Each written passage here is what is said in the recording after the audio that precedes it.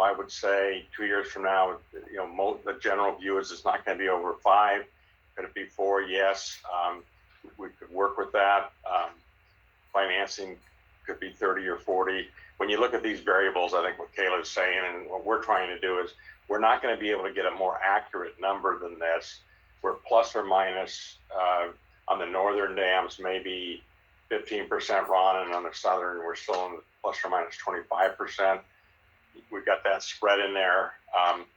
These numbers will get more and more certain as we go forward, but we wanted to give people a level of the range. But I also want to make sure people understand that this $200 million dampens a lot of the risk issue in here, and so it may change by 50 or 100, plus or minus. You could be very optimistic, and the project comes in at the low end. Take 40 years, and it gets lower. But I think the numbers we have are pretty good planning estimates for people, and they need to recognize that they're not going to, change dramatically in this number. They're going to stay within a range that's going to be pretty easy for us to communicate as we go forward. Okay, so this slide might be new information to homeowners that aren't familiar with this type of assessment, but we thought it was important to give you all an early idea of how these capital assessments will actually function.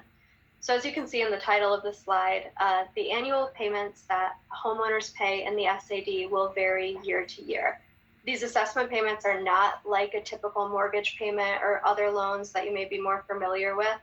Each year of the assessment, homeowners will pay a fixed amount of principal per parcel, and as this principal gets paid down year over year, the interest charges will decrease. So what this will mean for homeowners is if you think back to those average annual assessment numbers we presented 2 slides back, the first year's payment will be about 30% higher than that average number, and the last year's payment will be about 30% lower than that average. So the graph on the slide illustrates that same information that I just described. Using a $100 average payment assumption, you can see the orange bars are the principal payments, which remain constant year over year. And the green bars are the interest charges, which are highest in year 1 and decrease with each annual payment, and then the lowest, obviously, in the final year. So on this example, somebody with a $100 capital assessment would pay $130 in the first year and about $70 in year 30. Yeah, I think there's 2 things. Well, there's 2 averages in here, right? The first average is the average of the homeowners. And then there's that, if you took the 375, then this is the average of the 375. That's the average of the homeowners. And if you were doing a mortgage, principal at the end payments are higher.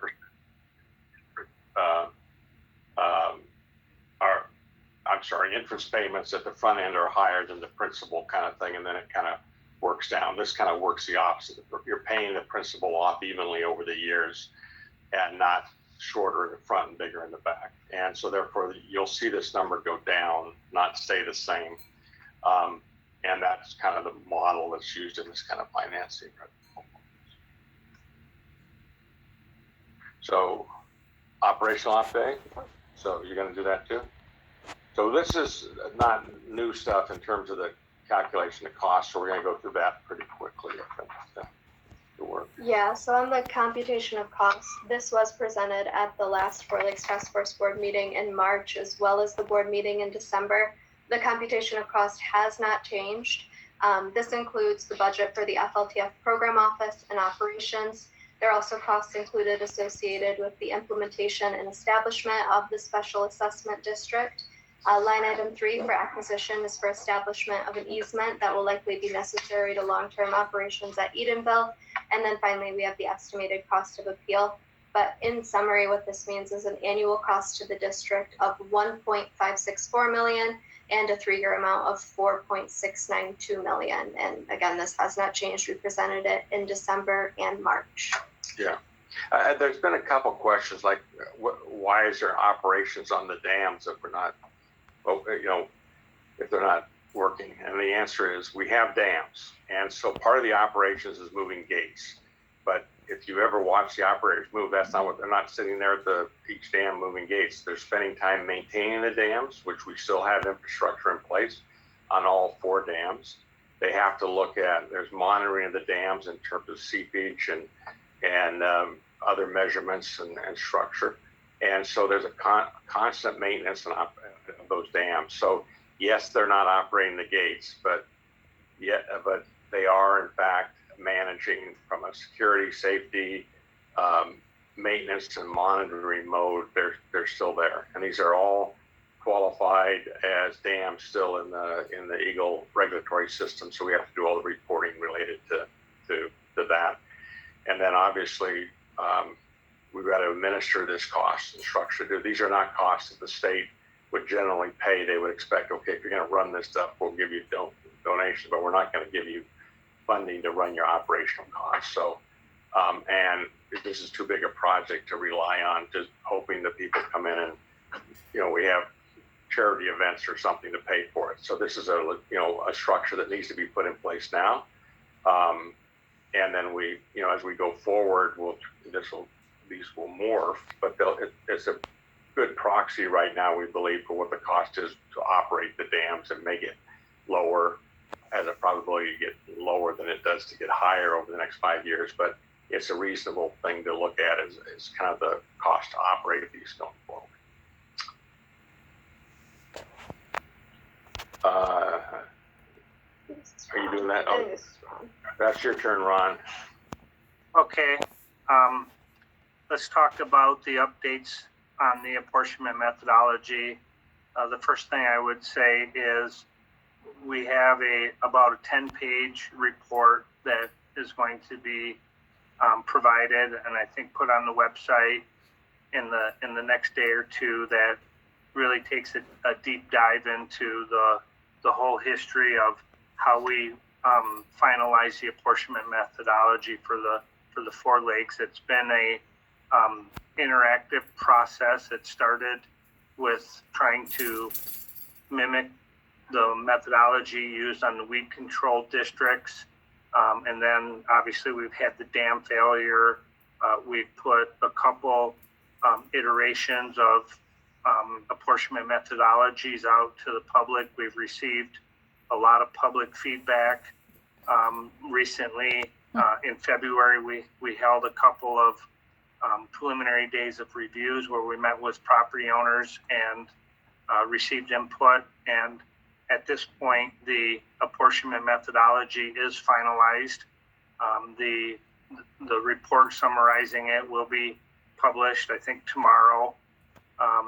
A couple of big changes or major updates since we've talked about this last, focus around the lake frontage calculation and the water depth, and then also on combining lots. And so briefly, we have updated the lake frontage and the lake frontage benefit factor. We focused on parcels with irregular shapes that examples are if drainage ditches are adjacent to your property, or if you have irregular shaped properties. There was an effort to go through and refine the calculation of the frontage to match actual waterfront and not necessarily just match a contour. And then the second thing, the formula for calculating the lake frontage benefit factor has been updated. It's a progressive formula at this point where people's factors are in brackets, and the more property that you own, the higher bracket you go into. But the formula at the end of the day considers the actual footage on your property. And so when we get right down to it, you pay your benefit for frontage is based on your actual footage, and folks with small frontage have smaller factors. Folks with large frontage have large factors, similar to how income tax works. The other update to the assessment methodology is the expansion of the water depth factor. Initially, there was a water depth factor that ranged from 0 to 4 feet and then greater than 4 feet. We've added an increment, so now it's 0 to 2 feet, 2 to 4 feet, and then greater than 4 feet. And again, I would encourage people to look out on the website for the updated report.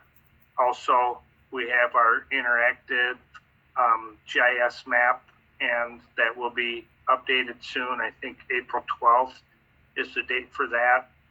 And we do have preliminary days of reviews scheduled again coming up on April 19th and April 20th.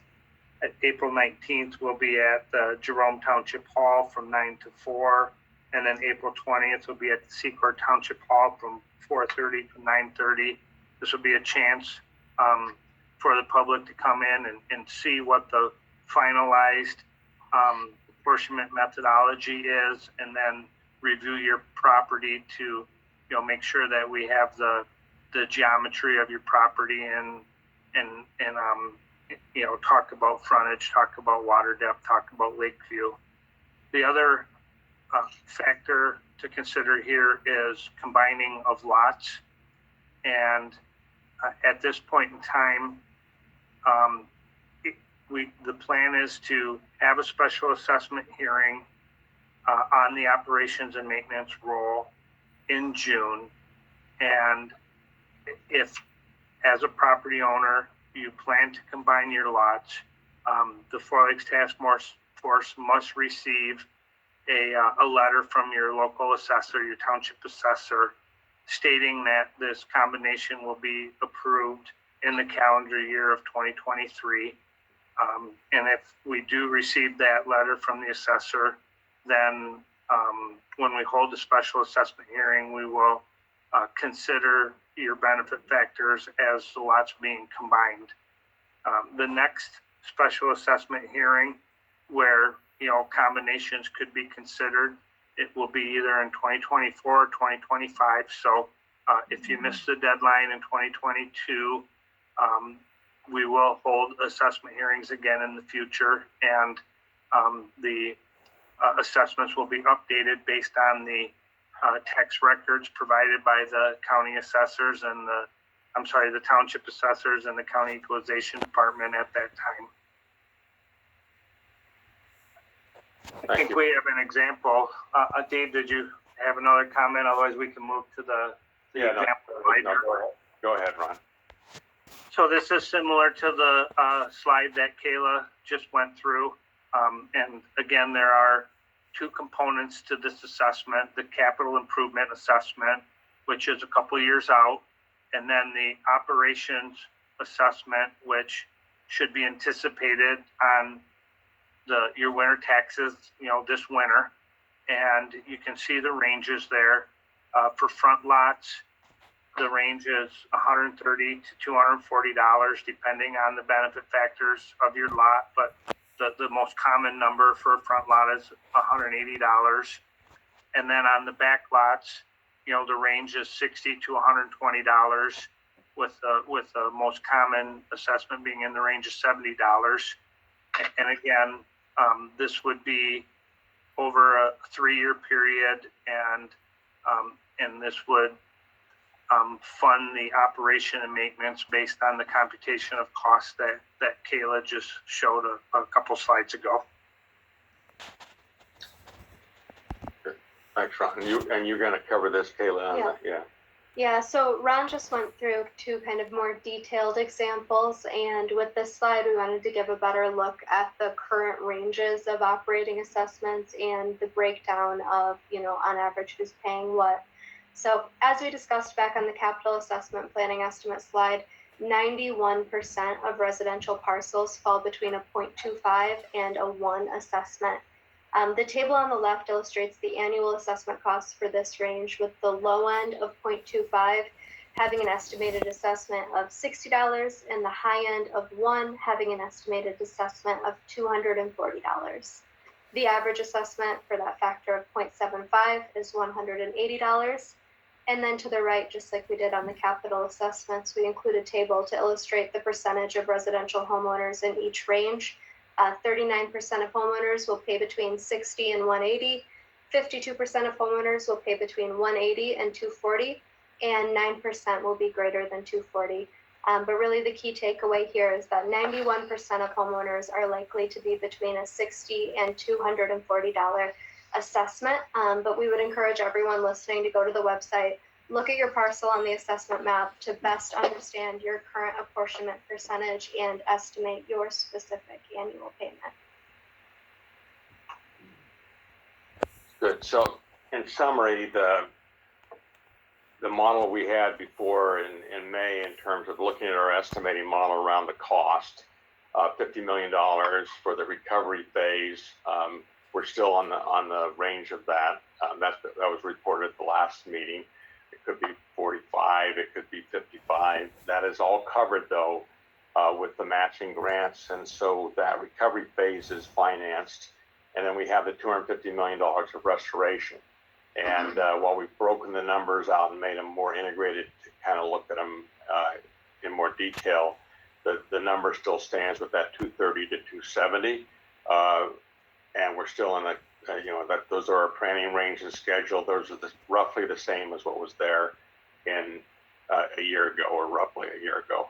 The $200 million grant was a game changer for affordability. So, when we look at these capital assessments now, we're looking at those delayed in terms of doing those in 2024 and 2025.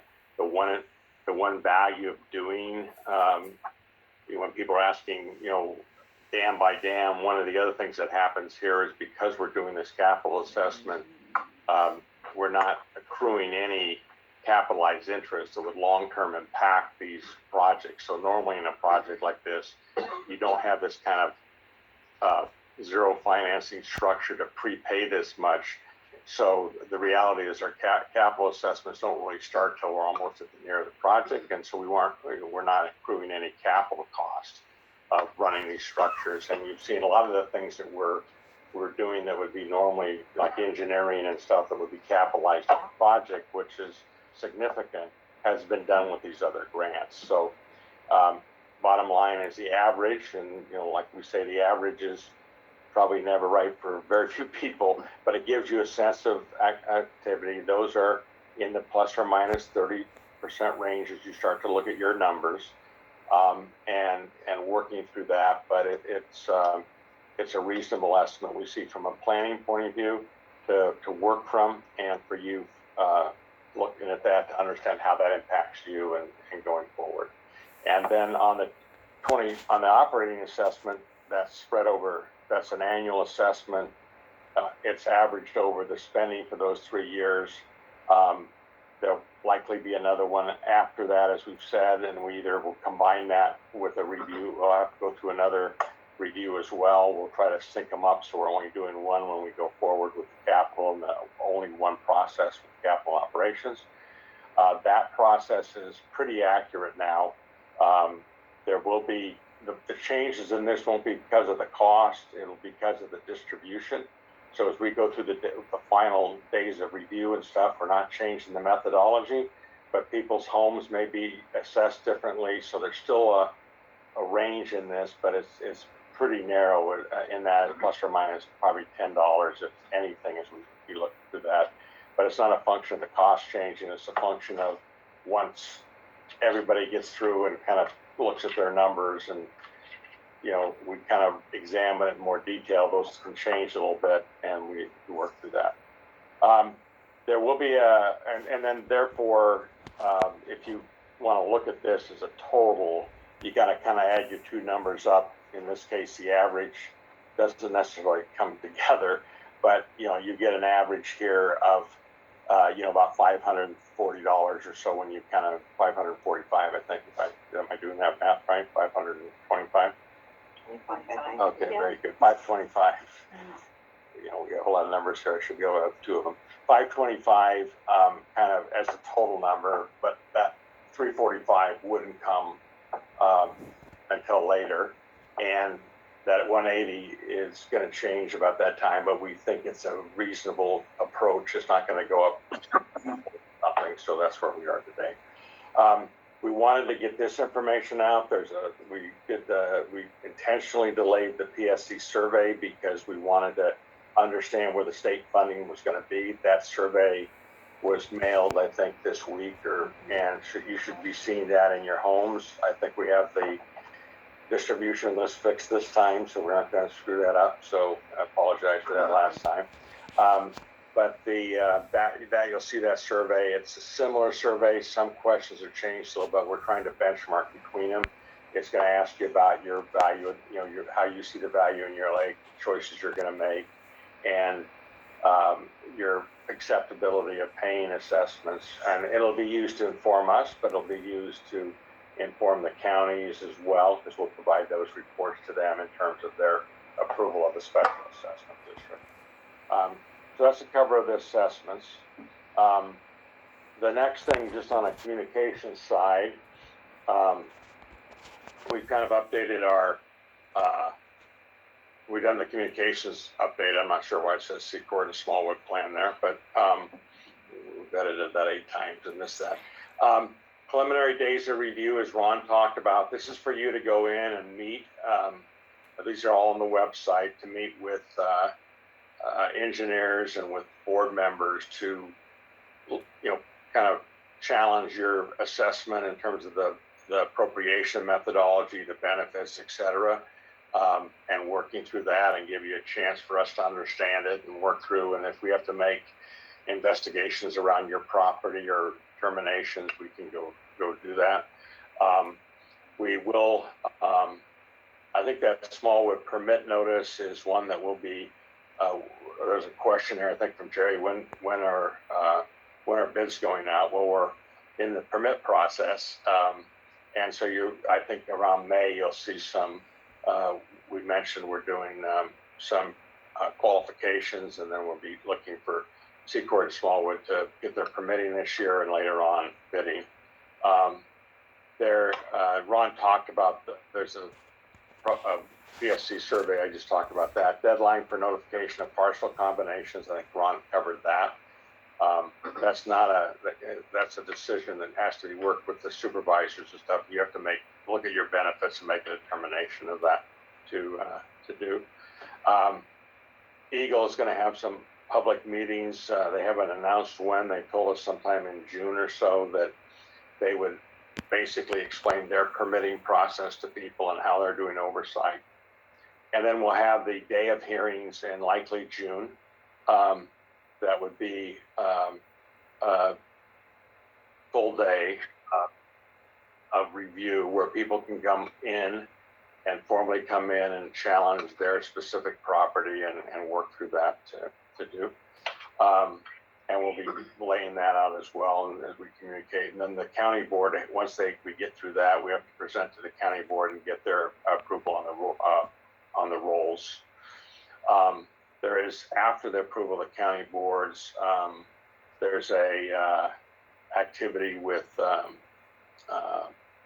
allows people to challenge that and with an appeal. That's, I think, a 20-day time period we look at for people to go through that. We do have, I mentioned, I don't see it on here, but we're going to look for a May, June seminar on the dam design, and one on just kind of a general communications in August.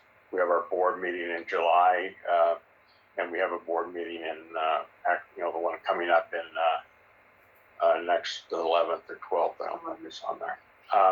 And then we are putting together a technology summit in October, which would be a full day. So there's a lot of folks that want to get into the real details of things.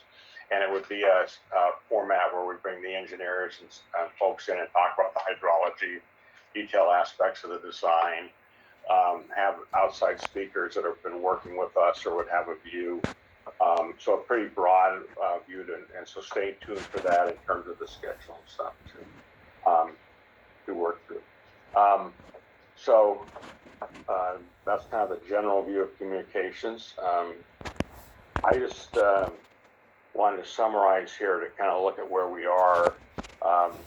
Back in, a lot of work done before the May failure to try to get control of these dams. It didn't happen, and the dams failed. And I think shortly after, I want to say about a week later, we had looked and said, hey, this is a big problem and we got a recovery effort. But we were committed to bring back up the lakes and have a plan forward. It was a very steep hill to climb. We had to acquire the dams, and we've done that, and the counties are free and clear of those now. There's a lot of emergency repairs and cleanup in the short term. We've done all that. We had several lawsuits against us and against the counties. We cleared up. We're released from all those lawsuits. We've got the recovery program significantly along here with three of the four dams fundamentally stabilized with some work left to do, and Sanford underway now. All the flood studies and rain studies have been completed. They're informing our design. We're now moving to the next level of inundation mapping and structure to give people a feel of it. We're spending a lot of money on engineering. We're at full peak right now with engineering teams in place. I think there's like 140 people working on the teams right now. We certainly see it in the billing. We've got the major grants secured that we've talked about.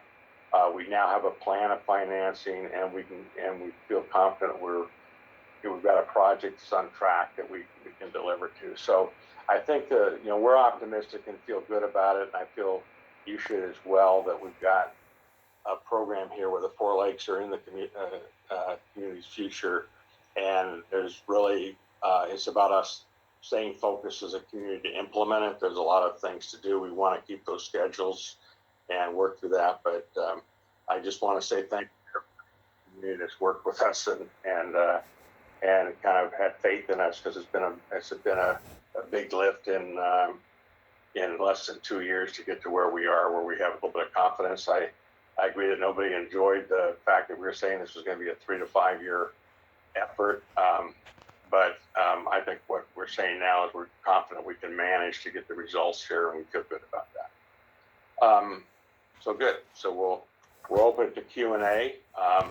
And the Q is you send the emails through at fourlakes.org. I'm going to focus on answering. Some of these are redundant. That's one of the reasons we do it. I'm going to focus on the questions that relate to the seminar here first, before I go to questions that aren't related to the seminar, if I could say it. So I feel like the ones that, and so I'm trying to do those in order as received. So the ones that are related to the content of this session, there was a few that I think we answered, but I'll repeat them to make sure. One is, how soon will the bids go out? Well, those bids are, the focus is on the bids are still in line with what we talked about with Secord and Smallwood. We're trying to get some bidding out by, the engineering by early next year, so we get the projects underway by early next year. And we're looking, even if is there opportunity to pull forward and stuff, but that's pretty much of a challenge, but we're seeing what we can do. And so, yes, we are trying to we are on target. I mentioned that we're a little yellow right now on target for 2023 for the northern dams, but I feel like we can get there, and we're working through that now, and this financing has helped us a little bit, and we're tied into that. And then how will the $200 million be distributed between the lakes? It's not. So if you think about it, we've got a capital improvement across these lakes at different numbers. We're going to spend the $200 million, whatever grants and funding and whatever's left, we're going to divide it equally among the homeowners, because the money wasn't given to the dams. It was given to the community and to lower their cost. And so what we're trying to do is lower everybody's cost. And by doing this, the numbers and methodology we use, everybody's cost is lower than if they would have financed this themselves. And frankly, there was no way that the structure could even be implemented without doing this together. So that's kind of where we are today on that.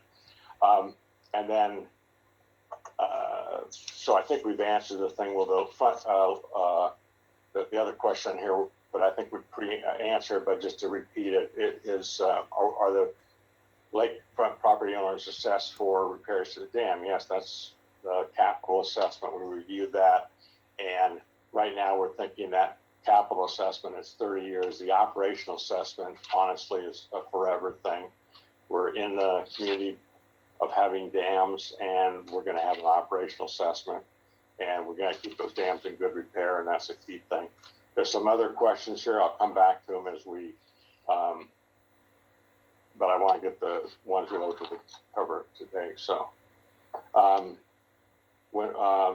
think I got one prepared. When USDA will be needed for capital costs will now be one project and split evenly among 4 lakes, depending the benefit method, or will it split per dam cost? So I think if we use USDA or bonding, it'll happen at the end.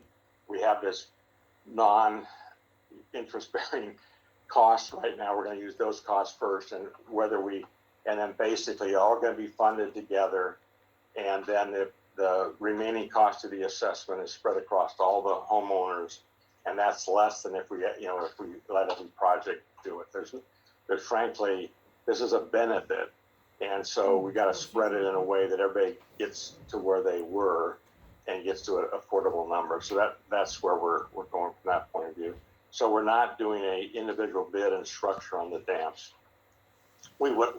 That's the only way we could do it with USDA, and we didn't have the funding, frankly, and the support. But once you've got the state willing to come up and fundamentally pay for what amounts to, over 3/4 of the cost, then they kind of have about 3/4 of the cost. We're kind of going to that march to go for. Can a portion of the recent significant mission grant be used for terrestrial remediation? If terrestrial remediation means weeds, no. If it means shoreline erosion and whatever, actually that would be no. So what we're trying to do with it is we've gotten the funding, that extra $3 million of funding plus $12 million, plus $9 million of matching grant from the federal government from that state funding will give us about $12 million more to do shoreline erosion, debris removal, and that type of work. So that work is built in, and it's funded by that $3 million I mentioned earlier. And then the piece we didn't talk about, we still got to go through an environmental restoration plan. That's going to have 10-year lake plans, and we're going to be negotiating on how those will be funded. But my personal position is, this was destroyed by a private owner in terms of the environmental destruction. We're not going to put that on the homeowners. We're going to have to work with the state and the federal government to find funding for that. And then, it's good that we're looking optimistically. Can we move the dams forward? Man, if I could, I would. And we're trying very hard to try to keep these things going.